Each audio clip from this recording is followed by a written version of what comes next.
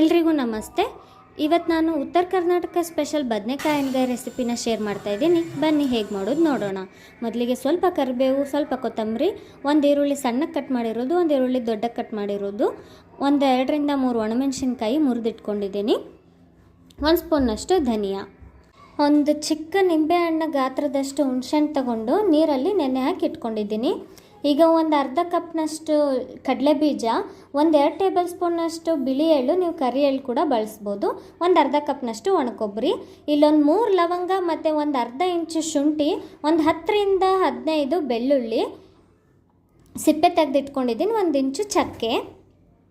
ಇಲ್ಲಿ ಎಳೆ ಬದನೆಕಾಯಿಗಳನ್ನ ಆರಿಸಿ ತೊಗೊಂಡಿದ್ದೀನಿ, ತೊಳೆದ್ಬಿಟ್ಟು ಇಟ್ಟಿದ್ದೀನಿ. ತುಂಬನ ಕಟ್ ಮಾಡಿ ನೀವು ತುಂಬ ಸಮೇತ ಕೂಡ ಪಲ್ಯ ಮಾಡ್ಕೋಬೋದು. ಆದರೆ ನಾನು ಇವಾಗಲೇ ಇದನ್ನು ಅರ್ಧ ಭಾಗ ಮಾಡಲ್ಲ, ಅಂದರೆ 4 ಭಾಗ ಮಾಡಲ್ಲ, ಹಾಗೆ ಎತ್ತಿಡ್ತೀನಿ. ಈಗ ಸ್ಟವ್ ಆನ್ ಮಾಡಿ ಪಾತ್ರೆ ಬಿಸಿ ಮಾಡಿಕೊಂಡು ಅದಕ್ಕೆ ಶೇಂಗಾ ಕಾಳನ್ನ ಹಾಕಿ ಹುರಿಬೇಕು. ಕಡಲೆ ಬೀಜ ಹುರಿಯುವಾಗ ಹೈ ಫ್ಲೇಮ್ ಮಾಡ್ಕೋಬೇಡಿ, ಮೀಡಿಯಮ್ ಫ್ಲೇಮ್ನಲ್ಲೇ ಹುರಿರಿ. ನೀವು ಹೈ ಫ್ಲೇಮ್ನಲ್ಲಿ ಹುರಿದ್ರೆ ಮೇಲೆ ಸಿಪ್ಪೆ ಎಲ್ಲ ಕಪ್ಪಗಾಗ್ಬಿಡುತ್ತೆ, ಅಂದರೆ ಒಳಗಡೆ ಹಸಿನೇ ಇರುತ್ತೆ, ಮೇಲೆ ಮಾತ್ರ ಬೇಗ ಕಪ್ಪಗಾಗತ್ತೆ, ಆವಾಗ ಚೆನ್ನಾಗಿರಲ್ಲ. ಹಾಗಾಗಿ ಮೀಡಿಯಮ್ ಫ್ಲೇಮ್ನಲ್ಲೇ ಅದು ಕಲರ್ ಚೇಂಜ್ ಆಗೋವರೆಗೂ ಹುರ್ಕೊಳ್ಳಿ. ಸ್ಮೆಲ್ ಬರೋಕ್ಕೆ ಸ್ಟಾರ್ಟ್ ಆಗುತ್ತೆ, ಅಲ್ಲಿವರೆಗೂ ನೋಡಿ ಈ ಥರ ಹುರಿದಿದ್ದೀನಿ, ಇಷ್ಟು ಸಾಕಾಗತ್ತೆ. ಈಗ ಅದನ್ನು ಒಂದು ಪ್ಲೇಟ್ಗೆ ತೆಗೆದುಬಿಟ್ಟು ಸೈಡ್ಗೆ ಇಟ್ಕೊಳ್ಳಿ. ಈಗ ಅದೇ ಪಾತ್ರೆಗೆ ಎಳ್ಳನ್ನ ಹಾಕಿ ಕೂಡ ಹುರ್ಕೊಳ್ಳಿ. ಎಳ್ಳು ಕೂಡ ಅಷ್ಟೇ ಬೇಗ ಹುರ್ಕೊಂಡು ಬಿಡುತ್ತೆ, ತುಂಬ ಟೈಮ್ ತೊಗೊಳ್ಳಲ್ಲ. ಸ್ವಲ್ಪ ಕೆಂಪಗೆ ಮಾಡಿಕೊಂಡ್ರೆ ಸಾಕು. ನೋಡಿ ಇಷ್ಟಾದರೆ ಸಾಕು. ಈಗ ಇದನ್ನು ಒಂದು ಪ್ಲೇಟ್ಗೆ ತಕ್ಕೊಂಡ್ಬಿಡೋಣ. ಈಗ ಈ ಫ್ಲೇಮ್ನ ಆಫ್ ಮಾಡಿಬಿಟ್ಟು ಆ ಪಾತ್ರೆ ಕಾವಿಗೆನೇ ಒಣಕೊಬ್ಬರಿನ ಹಾಕಿ ಸ್ವಲ್ಪ ಹರಡಿಸ್ಬಿಟ್ಟು ಬಿಟ್ಬಿಡಿ. ಫ್ಲೇಮ್ನಲ್ಲಿ ಹುರಿಯೋದ ಅವಶ್ಯಕತೆ ಇಲ್ಲ, ಸ್ವಲ್ಪ ಬೆಚ್ಚಗಾದರೆ ಸಾಕು ಒಣಕೊಬ್ಬರಿ. ನೋಡಿ ಇದು ಕೂಡ ಹಾಗೆ ಹೋಯ್ತು. ಈಗ ಇದನ್ನು ಒಂದು ಪ್ಲೇಟ್ಗೆ ತಗೊಂಡ್ಬಿಡೋಣ.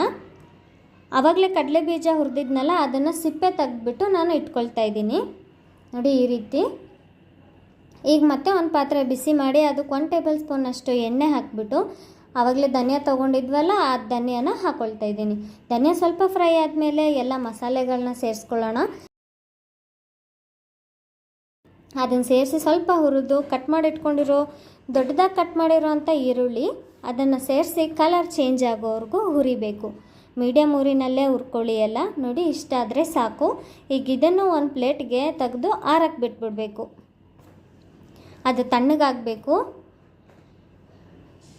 ಅಷ್ಟರಲ್ಲಿ ನಾವು ಆವಾಗಲೇ ಹುರಿದಿದ್ವಲ್ಲ ಎಳ್ಳು ಮತ್ತು ಕೊಬ್ಬರಿ, ಕಡಲೆ ಬೀಜ, ಅದನ್ನು ಹಾಕಿ ರುಬ್ಕೊಂಡ್ಬಿಡೋಣ ಒಂದು ಜಾರ್ಗೆ ಹಾಕಿ. ನೋಡಿ ಈ ರೀತಿ ಆನ್ ಆ್ಯಂಡ್ ಆಫ್ ಮಾಡ್ಕೊಳ್ತಾ ಅದನ್ನು ರುಬ್ಕೊಳ್ಳಿ. ನೀವು ಒಂದೇ ಸಲ ಗರ್ರ್ ಅಂತ ತಿರುಗಿಸ್ಬಿಟ್ರೆ ಅದು ಪೇಸ್ಟ್ ಥರ ಆಗಿಬಿಡುತ್ತೆ, ಪೌಡರ್ ಆಗಲ್ಲ. ನಾನು ಇಲ್ಲಿ ವೀಡಿಯೋ ಮಾಡ್ಕೊಳ್ತಾ ತಿರುಗಿಸ್ಬಿಟ್ಟಿದ್ದೀನಿ, ಹಾಗಾಗಿದೆ.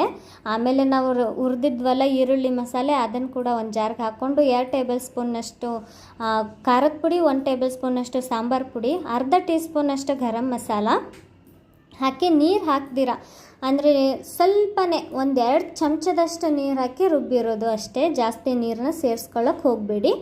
ಈಗ ಆವಾಗಲೇ ರುಬ್ಬಿರೋ ಅಂಥ ಪೌಡರ್ಗೆ ಈ ಮಸಾಲೆ ಹಾಕಿ ಚೆನ್ನಾಗಿ ಮಿಕ್ಸ್ ಮಾಡ್ಕೋಬೇಕು. ನೋಡಿ ಆ ಜಾರ್ ಗಂಟಿತ್ತಲ್ಲ, ಅದನ್ನೆಲ್ಲ ಬಳಿದು ಈ ಥರ ಮಸಾಲೆಗೆ ಹಾಕಿ ಮಿಕ್ಸ್ ಮಾಡ್ಕೊಳ್ತಾ ಇದ್ದೀನಿ. ಈಗ ಮಿಕ್ಸ್ ಮಾಡ್ಕೊಂಡಿದ್ದಾಯಿತು. ಬದನೆಕಾಯಿ ತೊಗೊಂಡಿದ್ನೆಲ್ಲ ಇವಾಗ ಕಟ್ ಮಾಡ್ಕೊಳ್ತಾ ಇದ್ದೀನಿ ನಾನು. ಅದರಲ್ಲಿ ನೀರು ಇರಬಾರ್ದು, ನೀರೆಲ್ಲ ಆರಿರುತ್ತಲ್ವ, ನಾವು ಆವಾಗಲೇ ತೊಳೆದಿಟ್ಕೊಂಡಿದ್ವಿ. ನೋಡಿ ಈ ರೀತಿ 4 ಭಾಗಗಳಾಗಿ ಕಟ್ ಮಾಡಿದ್ದೀನಿ. ಒಳಗಡೆ ಹುಳ ಇದೆಯಾ ಅಂತ ಒಂದು ಸಲ ಚೆಕ್ ಮಾಡಿ. ಬದನೆಕಾಯಲ್ಲಿ ಹುಳು ಆಗೋದು ಜಾಸ್ತಿ ಹೊರಗಡೆಯಿಂದ ಕಾಣಿಸಲ್ಲ, ಬಟ್ ಒಳಗಡೆ ಇರುತ್ತೆ, ಹಾಗಾಗಿ ಒಂದು ಸಲ ಚೆಕ್ ಮಾಡ್ಕೊಳ್ಳಿ. ನೋಡಿ ಈಗ ಮಸಾಲೆ ಇದೆಯಲ್ಲ, ಮಸಾಲೆಗೆ 1 ಟೇಬಲ್ ಸ್ಪೂನಷ್ಟು ಎಣ್ಣೆ ಸೇರಿಸ್ಕೊಳ್ತಾ ಇದ್ದೀನಿ. ಎಣ್ಣೆ ಸೇರಿಸಿ ಸ್ವಲ್ಪ ಈ ರೀತಿ ಕಲಿಸ್ಬಿಟ್ಟು ಆಮೇಲೆ ಬದನೆಕಾಯಿಗೆ ತುಂಬಕ್ಕೆ ಸ್ಟಾರ್ಟ್ ಮಾಡಿ ಸ್ಟಫಿಂಗ್ನ. ನೋಡಿ ಈ ರೀತಿ ಚೆನ್ನಾಗಿ ಬಾಯಿನ ಅಗಲ ಮಾಡಿ, ಬದನೆಕಾಯಿ ಬಾಯಿನ ಅಗಲ ಮಾಡಿ ಚೆನ್ನಾಗಿ ಮಸಾಲೆ ತುಂಬ್ಕೊಳ್ಳಿ. ಬೇಯುತ್ತೆ ಮಸಾಲೆ ಎಣ್ಣೆಯಲ್ಲಿ, ಏನು ಪರವಾಗಿಲ್ಲ, ಸ್ವಲ್ಪ ಜಾಸ್ತಿನೇ ತುಂಬಿ ಚೆನ್ನಾಗಿರುತ್ತೆ ಟೇಸ್ಟು. ಮಸಾಲೆ ಎಲ್ಲ ಬದನೆಕಾಯಿಗೆ ಹಿಡಿಯುತ್ತೆ. ನೋಡಿ ಈಗ ಎಲ್ಲ ಮಸಾಲೆನ ನಾನು ಬದನೆಕಾಯಿಗೆ ತುಂಬ್ಕೊಳ್ತಾ ಇದ್ದೀನಿ. ಎಲ್ಲ ರೆಡಿ ಆಯಿತು. ನೋಡಿ ಇಷ್ಟು ಬದನೆಕಾಯಿಗೆ ರೆಡಿಯಾಗಿದೆ. ಈಗ ಇನ್ನೂ ಇಷ್ಟು ಮಸಾಲೆ ಉಳಿದಿದೆ. ನಾವು ಅದನ್ನು ಗ್ರೇವಿ ಮಾಡ್ತೀವಲ್ಲ, ಆವಾಗ ಮೇಲೆ ಹಾಕ್ಬಿಡ್ಬೋದು, ಇನ್ನು ಗ್ರೇವಿ ಜಾಸ್ತಿ ಆಗುತ್ತೆ. ನೋಡಿ ಈಗ ಒಂದು ಪಾತ್ರೆ ಬಿಸಿ ಮಾಡಿ ಅದಕ್ಕೊಂದು 5-6 ಟೇಬಲ್ ಸ್ಪೂನಷ್ಟು ಎಣ್ಣೆನ ನಾನಿಲ್ಲಿ ಸೇರಿಸಿದ್ದೀನಿ. ಎಣ್ಣೆಗಾಯಿ ಅಂದರೆ ಸ್ವಲ್ಪ ಎಣ್ಣೆ ಹೆಚ್ಚಾಗೇ ಇರಬೇಕು. ಈಗ ಒಂದು ಸ್ವಲ್ಪ ಸಾಸಿವೆ ಹಾಕಿ ಕರಿಬೇವು ಮತ್ತು ಮುರಿದಿಟ್ಕೊಂಡಿರುವಂಥ ಒಣಮೆಣಸಿನ್ಕಾಯಿ, ಆವಾಗಲೇ ಸಣ್ಣದಾಗಿ ಕಟ್ ಮಾಡಿದ್ವಲ್ಲ ಆ ಈರುಳ್ಳಿ ಮತ್ತು ಒಂದು ಚಿಟಿಕೆ ಅರಿಶಿನ ಪುಡಿ ಸೇರಿಸ್ಕೊಂಡು ಹುರ್ಕೊಳ್ಳಿ ಸ್ವಲ್ಪ. ಈಗ ಒಂದು 2-3 ಸಲ ಈ ರೀತಿ ಕೈ ಆಡಿಸ್ಬಿಟ್ಟು ಆವಾಗಲೇ ತುಂಬಿಟ್ಕೊಂಡಿದ್ವಲ್ಲ ಬದನೆಕಾಯಿ, ಅದನ್ನು ಒಂದೊಂದಾಗಿ ಆ ಎಣ್ಣೆಗೆ ಹಾಕಿ.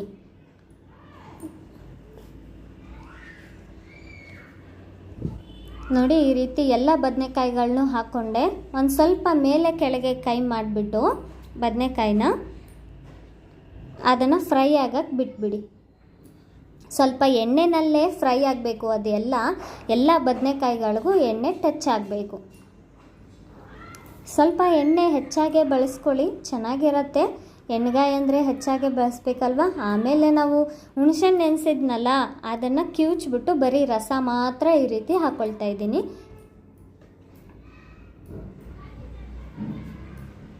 ಒಂದು ಅರ್ಧ ಟೇಬಲ್ ಸ್ಪೂನ್ನಷ್ಟು ಟೀ ಸ್ಪೂನ್ನಷ್ಟು ಇಲ್ಲಿ ಬೆಲ್ಲ ಬಳಸಿದ್ದೀನಿ. ನಿಮಗೆ ಬೆಲ್ಲ ಬೇಕಂದರೆ ಬಳಸಿ, ಇಲ್ಲ ಅಂದರೆ ಸ್ಕಿಪ್ ಕೂಡ ಮಾಡ್ಬೋದು. ಅಥವಾ ಒಬ್ಬೊಬ್ರಿಗೆ ಇನ್ನೂ ಹೆಚ್ಚು ಬೆಲ್ಲ ಬಳಸ್ತಾರೆ, ನಾನಿಲ್ಲಿ ಸ್ವಲ್ಪ ಮೀಡಿಯಮ್ಮಾಗಿ ಬಳಸಿದ್ದೀನಿ. ಒಂದು ಸಲ ಕೈ ಆಡಿಸಿ ಈ ರೀತಿ ಪ್ಲೇಟ್ ಮುಚ್ಚಿ ಇಟ್ಬಿಡಿ 1-2 ನಿಮಿಷ. ಆಮೇಲೆ ನೋಡಿ ಪ್ಲೇಟ್ ತೆಗೆದೆ. ಈಗ ಬದನೆಕಾಯಿ ಸ್ವಲ್ಪ ಫ್ರೈ ಆಗಿದೆ.